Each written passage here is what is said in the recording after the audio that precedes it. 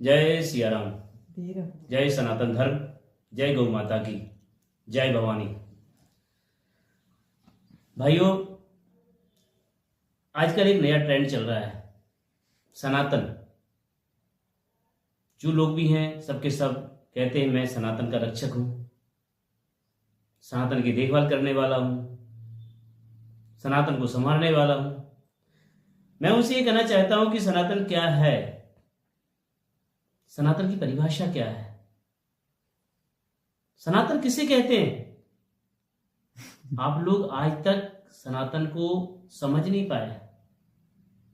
मैं सिर्फ इतना कहना चाहता हूं कि सनातन है ना, जो इस सनातन का मतलब है शाश्वत।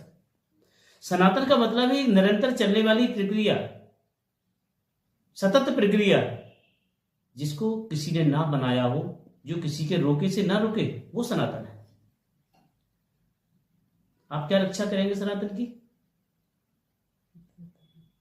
सनातन की सुरक्षा कैसे करेंगे आप? बड़ा अजीब लगता है। ठीक है, लोकतंत्र है, अपनी अपनी प्रक्रियाएं हैं, लोग करते रहते हैं, कोई दिक्कत नहीं। मैं सिर्फ इतना कहना चाहूंगा उन सनातन धर्म के ठेकेदारों से जो सनातन धर्म का ठेका लेते हैं और सरकार की आड़ में, अपने रुतबे की आड़ में, अपने पद प्रतिष्ठा की आड़ में मंत्रियों और सरकारी मशीनरी का जो दुरुपयोग करते हैं, मंत्रियों की आड़ में जो अनैतिक कार्य करते हैं, जो सनातन को बदनाम करते हैं। गौ, गीता, गंगा और गायत्री ये हमारी संस्कृति के स्तंभ हैं। इन स्तंभों में देखिए क्या हो रहा है। सबसे पहले मैं गौ की बात करता हूं। गौ माता आज हमारी दर दर की ठोकरें खा रही है। उस गोपाल का देश, भगवान कृष्ण का देश, जो अपने आप को कहते हैं हम कृष्ण के वंशज हैं, जो अपने आप को कहते हैं भगवान राम के वंशज हैं। अरे भगवान कृष्ण ने तो अपना सारा जीवन गौ माता की सेवा में समर्पित कर दिया था। बचपन से लेकर अंत तक तो गौ माता की सेवा में लगे रहे और उन्होंने अपना जीवन पूरा गौ सेवा में समर्पित कर दिया। जो लोग कहते हैं भगवान राम के वंशज हैं, अरे भगवान राम ने तो जन्म ही गौ माता की रक्षा के लिए कहा था। रामचरितमानस कहती है कि विप्रधैन सुर संत हित लीन मनुज अवतार। ब्राह्मण की रक्षा के लिए, गाय की रक्षा के लिए, देवताओं की रक्षा के लिए, संतों की रक्षा के लिए भगवान श्री राम ने अवतार लिया था। आप भी भगवान राम बन सकते हो ना। अरे उनके से आचरण चाहिए। जिस व्यक्ति के अंदर प्रभु श्री राम जैसा आचरण है वो राम बन सकता है। सनातन तो एक अविरल धारा है जो हमारे समाज में बह रही है।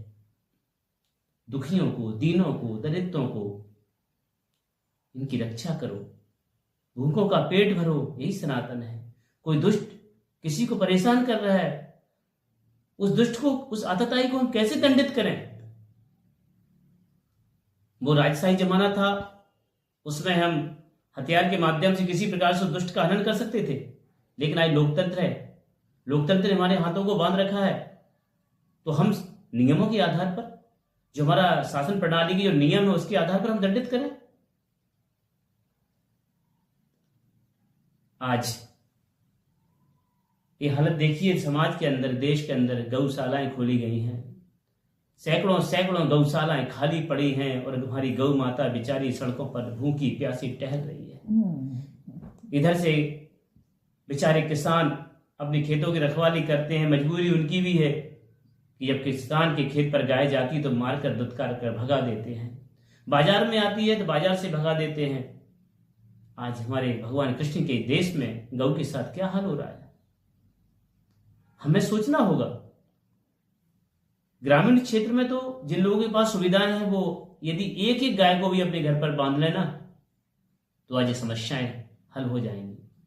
शहर में रहने वाले लोग जो हैं, जिनके पास जितनी सुविधाएं हैं, सुविधा के अनुसार अपने एक गाय को बांध सकते हैं घर में, लेकिन दूध पिया और गौ माता को छोड़ दिया। मैं उस सरकार से कहना चाहता हूं कि आप हर काम के लिए बजट निकालते हैं, शिक्षा का बजट, सड़क का बजट, नाना प्रकार के बजट आप निकालते रहते हैं, लेकिन कहूं गौ माता के बारे में सोचा है? नहीं। गौ माता का केवल ढंगोसला, ढोल पीटते हैं आप।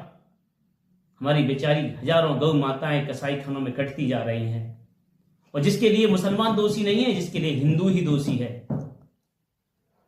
इसलिए मेरा आग्रह है, मैं विनती करता हूं, हे सनातनी भाइयों, हे भगवान राम की वंशजों, हे भगवान कृष्ण की वंशजों, गौ माता की रक्षा करो। यदि गौ माता दुखी होगी तो आपका जीवन कभी सुखी नहीं हो सकता। अपने जीवन को धन्य बनाएं, गौ माता की सेवा करें, गौ माता को आगे ले जाएं। जय श्री राम, जय भवानी, जय गौ माता, जय सनातन धर्म।